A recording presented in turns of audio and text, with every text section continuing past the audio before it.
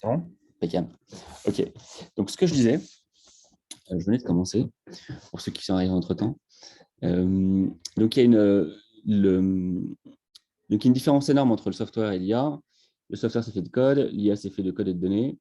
Et plus particulièrement, l'IA, comme on le sait tous, c'est fait de 3 building blocks. C'est fait de code, de puissance de calcul et de données d'entraînement.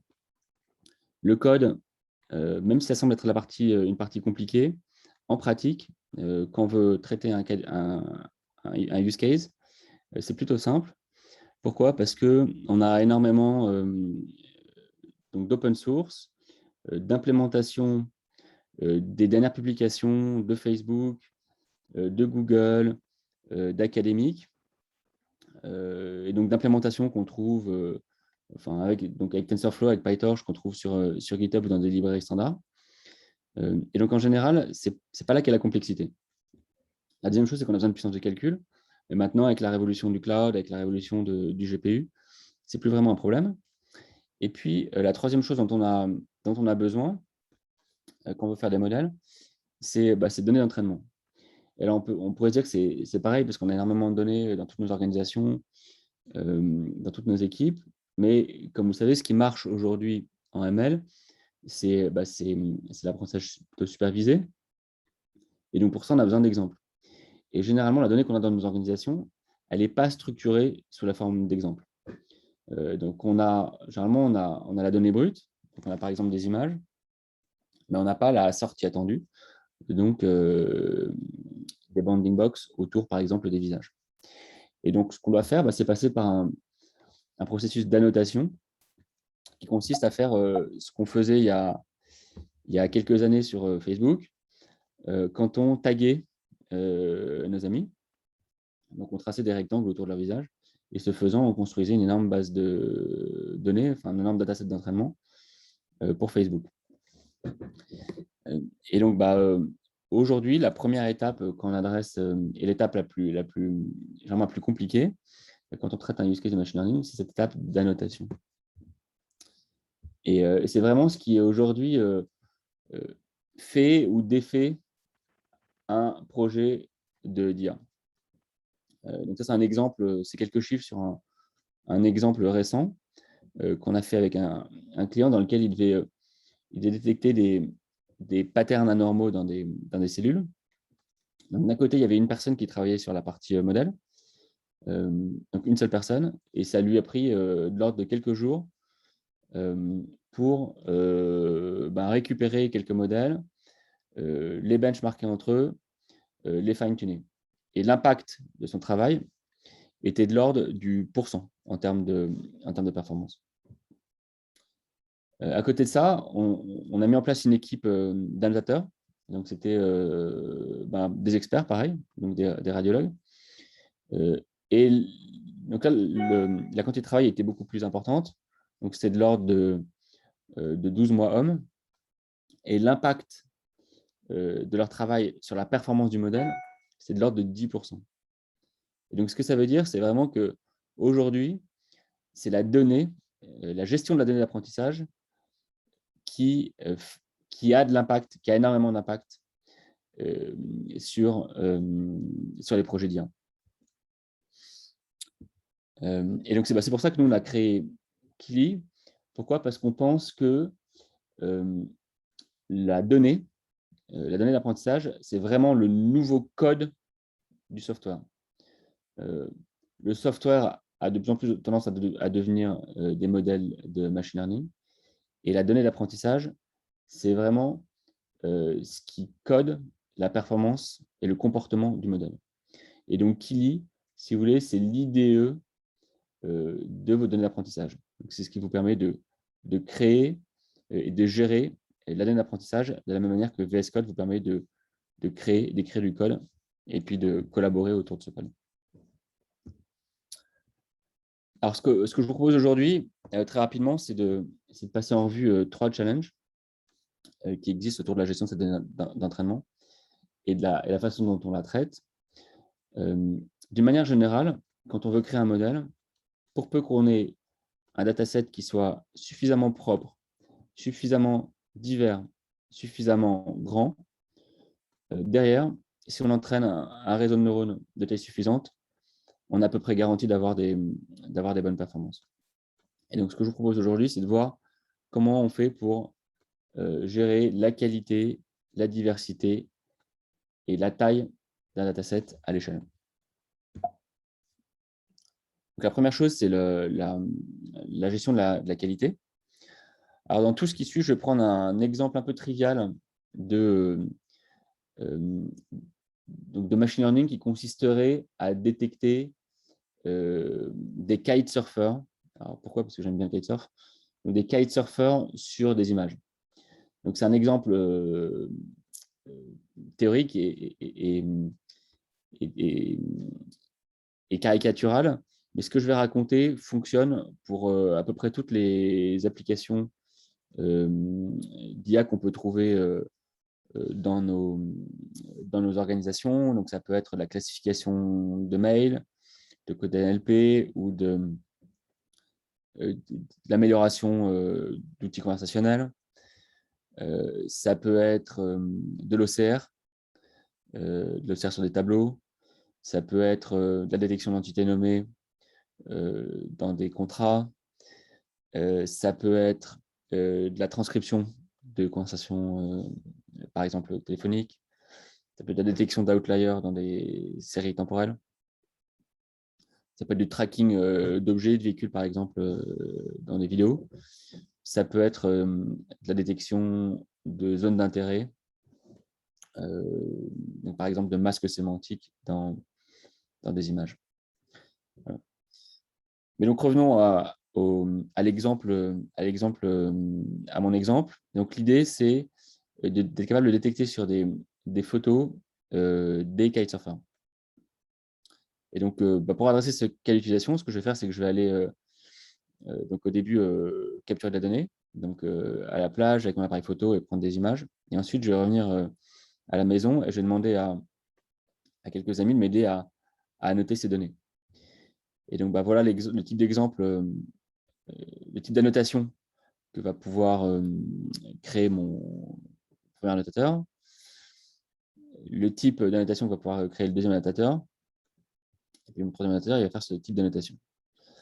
Et donc, dans l'idée, chacun de ces annotateurs a raison, mais le problème, c'est qu'ils n'annotent pas de la même manière, donc ils ne sont pas exactement d'accord entre eux. Et ça, c'est un problème pour moi parce que ça va confondre, ça va créer de la confusion pour mon modèle et du coup dégrader les performances. Ce qu'on voit chez Kili, c'est que une dégradation de l'ordre de 10% de l'accuracy des labels a un impact entre 2 et 5% sur la performance du modèle lui-même. Donc, c'est vraiment pas négligeable. Et ce type de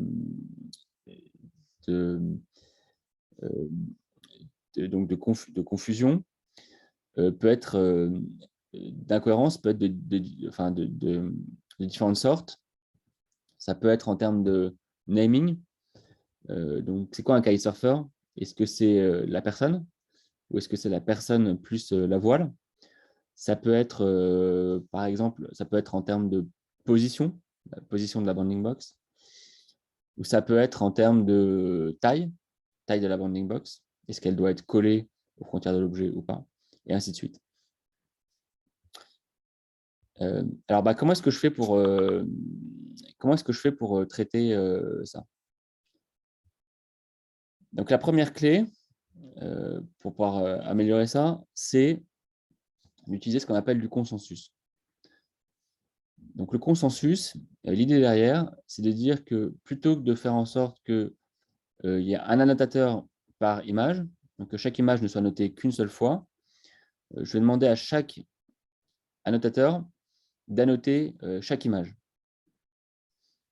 Et donc, ce faisant, je vais pouvoir comparer les annotations faites par mes différents annotateurs, calculer une métrique d'accord, qu'on appelle le consensus, et avec cette métrique, je vais pouvoir filtrer les différentes images que j'ai. de manière à garder uniquement les images sur lesquelles j'ai un consensus qui est élevé et entraîner mon modèle dessus. Et donc, ce faisant, je serai sûr de pouvoir entraîner mon modèle sur des données qui sont cohérentes entre elles.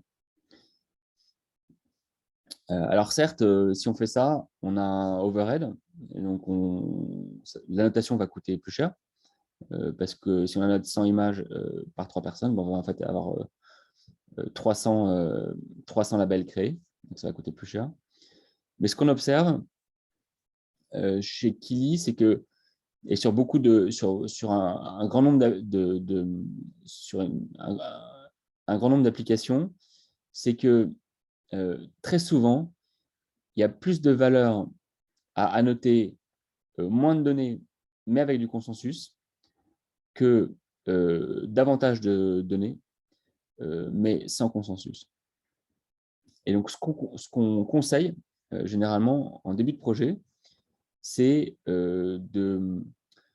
d'annoter quelques centaines typiquement d'images, et puis de calculer la sensibilité du modèle, à la fois à la taille du dataset d'entraînement et à la qualité du consensus, de manière à pouvoir ensuite piloter la proportion de consensus qu'on injecte sur le projet.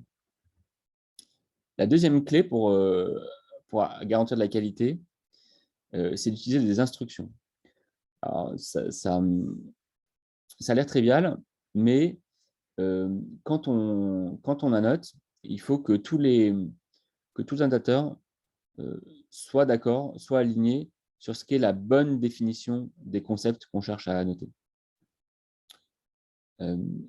Et donc, la façon de le faire, c'est donc une fois qu'on a annoté avec du consensus, on va pouvoir passer en revue, donc faire de la review, regarder les labels sur lesquels les annotateurs n'étaient pas d'accord, donc les images sur lesquelles le consensus était faible, et puis on va pouvoir décider quel est entre les différents labels sur une même image proposée par mes différents annotateurs, quelle est la bonne version. Et puis on va pouvoir documenter cette décision dans un document qu'on appelle les instructions et qu'on va partager ensuite aux annotateurs de manière à faire en sorte qu'ils comprennent quelle était la bonne réponse sur les images complexes. Et en début de projet, on fait généralement ça de manière itérative pour être sûr que les annotateurs soient tous d'accord sur la même définition.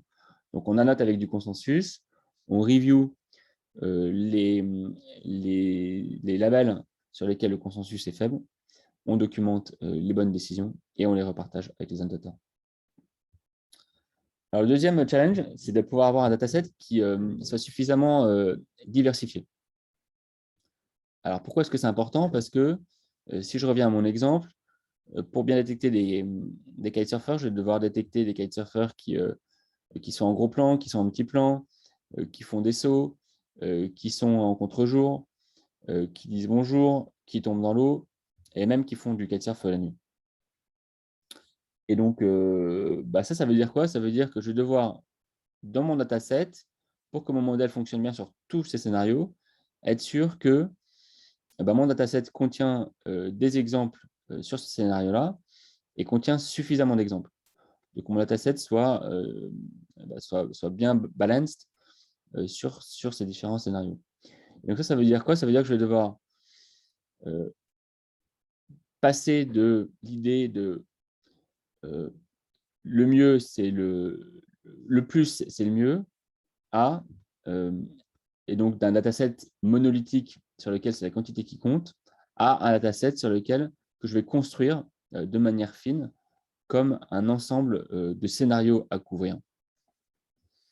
Alors, pourquoi c'est important? Parce que, pour prendre un autre exemple, si vous faites de la voiture autonome, la majorité des images, c'est des images de voitures qui roulent sur l'autoroute.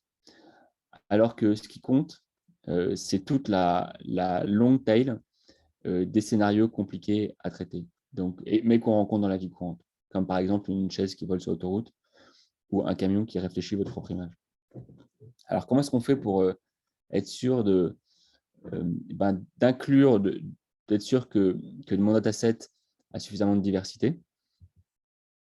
Et alors, oui, ce que je veux dire aussi, c'est que donc ça, c'est vrai aussi pour du texte. Et un exemple, c'est quoi? C'est si vous faites de l'analyse de sentiments, le mot positif, sa connotation, elle va vraiment dépendre du contexte dans lequel il se trouve. Donc, dans une nouvelle financière, le mot positif va plutôt être lié à un sentiment positif. Dans un contexte médical, donc être Covid positif, c'est plutôt quelque chose de négatif. Et donc, ce qu'on veut, c'est être capable, dans la donnée, de comprendre quels sont les groupes de documents sur lesquels mon modèle n'est pas suffisamment bon. Alors, comment est-ce que je fais? Je vais utiliser, pour ça, ce qu'on va utiliser, ce qu'on propose nous dans Kili, c'est un moteur de recherche qui vous permet de naviguer dans votre donnée et d'identifier des strates dans votre dataset sur lesquelles votre modèle est pas bon. Donc, des scénarios de données sur lesquels votre modèle est pas bon. Alors, comment est-ce que ça fonctionne? Donc, une fois qu'on a qu'on a noté un dataset, donc on a créé des vérités, on va exporter ces labels, entraîner une première version d'un modèle, et puis on va réimporter les prédictions de ce modèle dans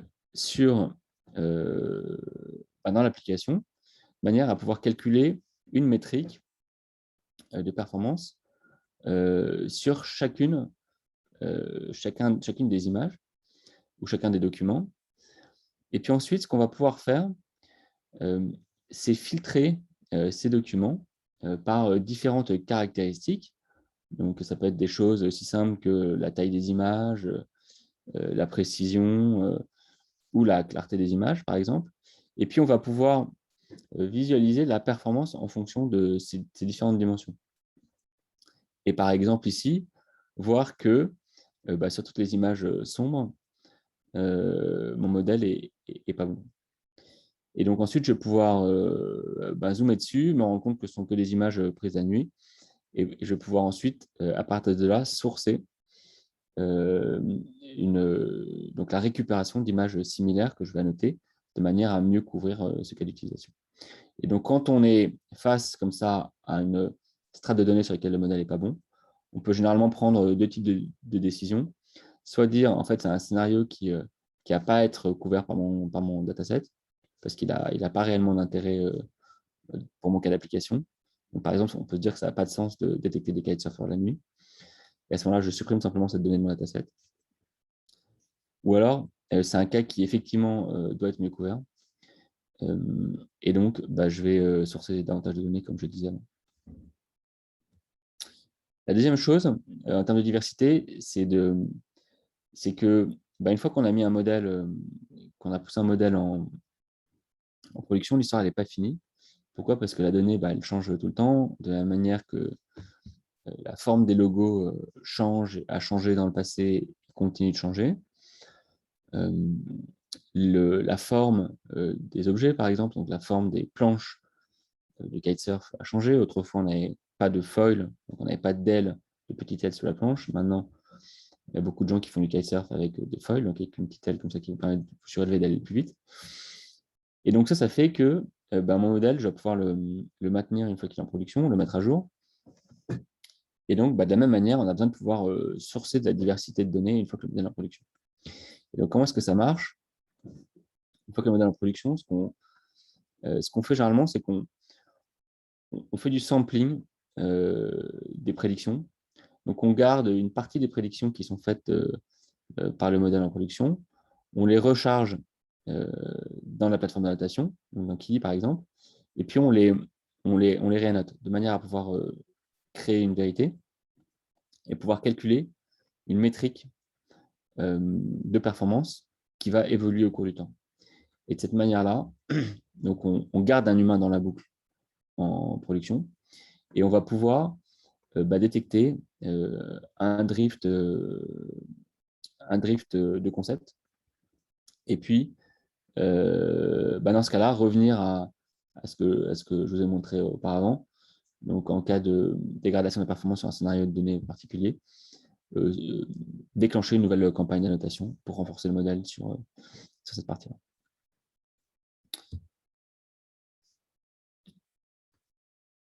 Voilà. Le troisième challenge, c'est de pouvoir avoir un dataset qui soit suffisamment large. Et donc, pour ce faire, il n'y a pas 36 000 solutions. Il faut pouvoir annoter et annoter beaucoup.